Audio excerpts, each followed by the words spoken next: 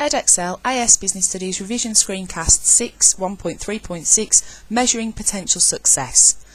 In this unit you need to know about different pricing strategies, different classifications of cost, how we calculate revenue, costs and profit or loss, identification and uses of break-even analysis, the concept of contribution and the calculation of gross and operating profit and profit margins.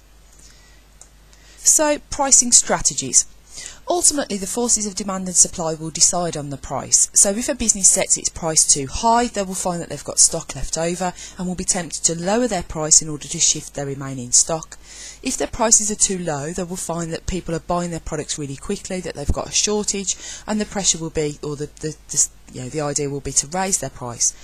So ultimately, there is some trial and error with the sources of demand and supply.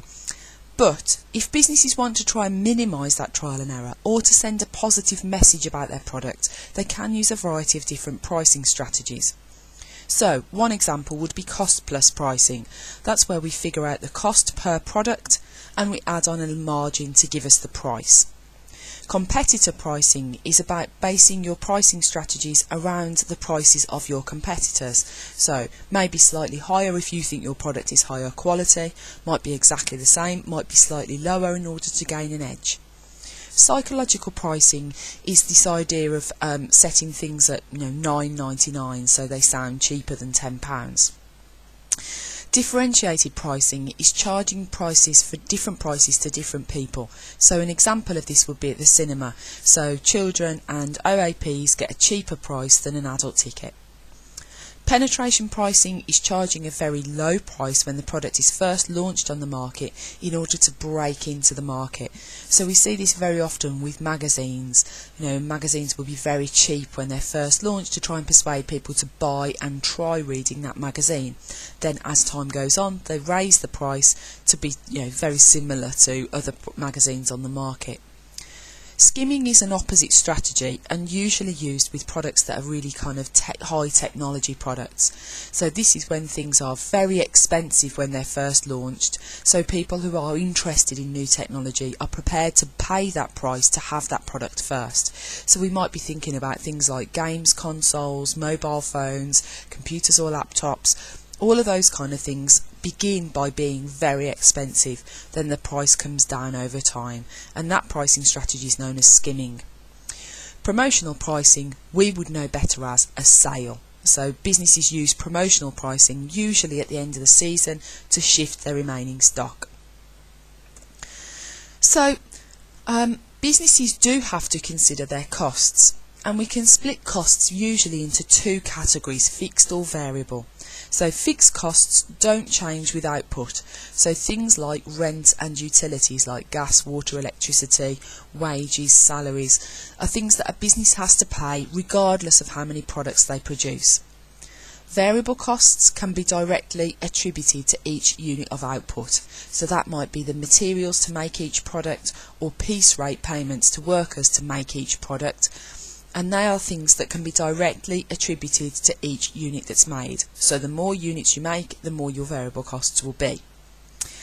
So we can add those two up, and if we add fixed and variable costs together, we get total costs. But there are some costs that have semi-variable, kind of fixed and variable elements. Things like phone bills, so the line rental might be fixed and the call charges might be variable. We could add all those together to get our total costs. If we take our total costs and divide by the number of units we've produced, we can calculate our average total costs, and that might be useful for illustrating economies and diseconomies of scale. So the price feeds into our sales revenue, and that's the money that a business gets from selling its goods and services. So price times the quantity sold gives us our sales revenue, the money we've made from selling our goods and services. Total costs, as we said before, we add up all our costs, and if we do sales revenue take away total costs, that will illustrate whether the business has made a profit or a loss. So if total costs are greater than sales revenue, the business will make a loss. So if we see on this example here, we've got a break-even chart here, and we can see our area of loss. Okay, if our business makes more revenue than they do costs, the business will make a profit. And if costs are exactly equal to revenue, the business will break even. So the result from that is zero. So sales revenue take away total costs equals zero. That means the business has achieved break even. So we can calculate break even by doing a chart, as you can see in front of you.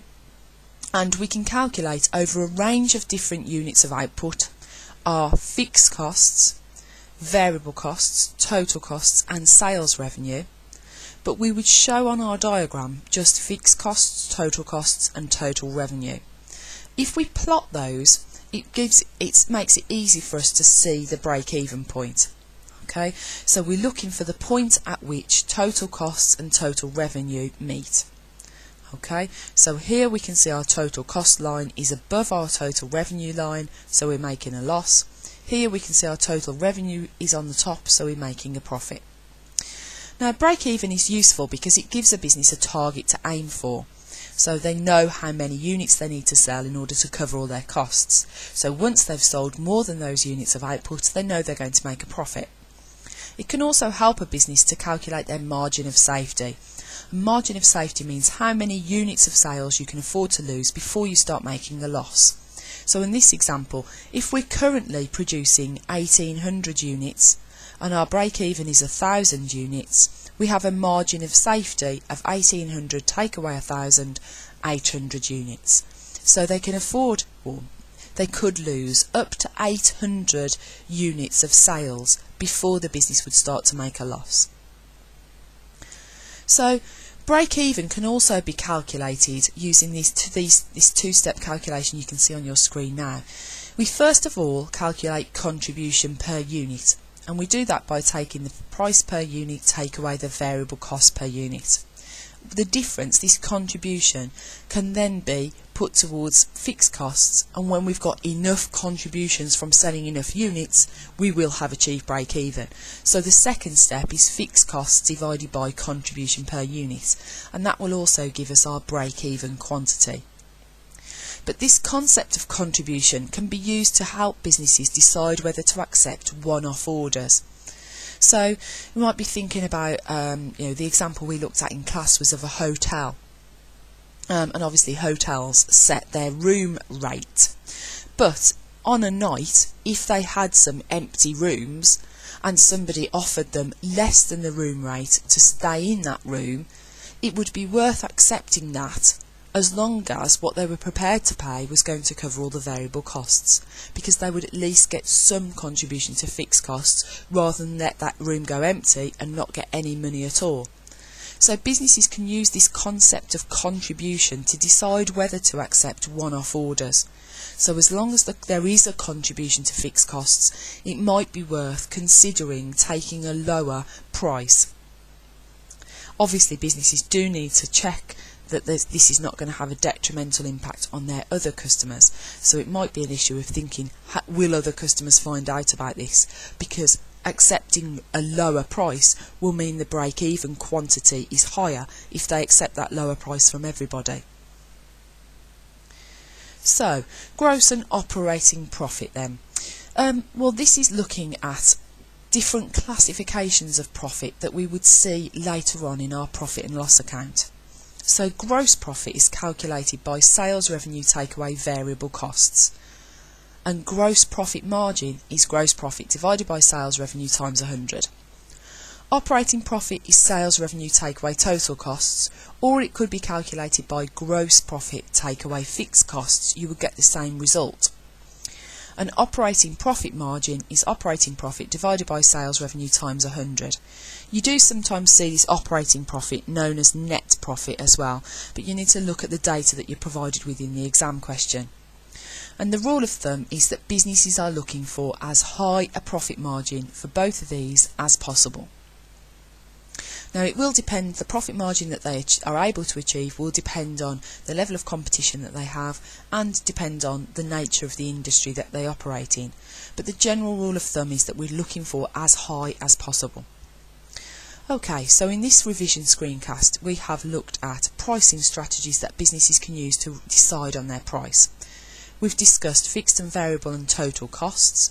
We know that to calculate sales revenue, it's price times quantity sold. To calculate total costs, we add fixed and variable costs together. And here we're looking at our calculation of different classifications of profit. We've also discussed break-even, showing break-even on a chart. Remember that we only draw fixed cost, total costs and sales revenue when we plot our axes, or we plot our lines on our chart, and we know that there is a calculation, a two-step calculation that we can use to calculate break-even, and that includes the concept of contribution, price take away variable costs. So thinking about contribution to fixed costs, and businesses can use the concept of contribution to help them decide whether they're going to accept one-off orders. Okay, so I hope this has been useful. Good luck in your exams and in your revision, and thank you for listening.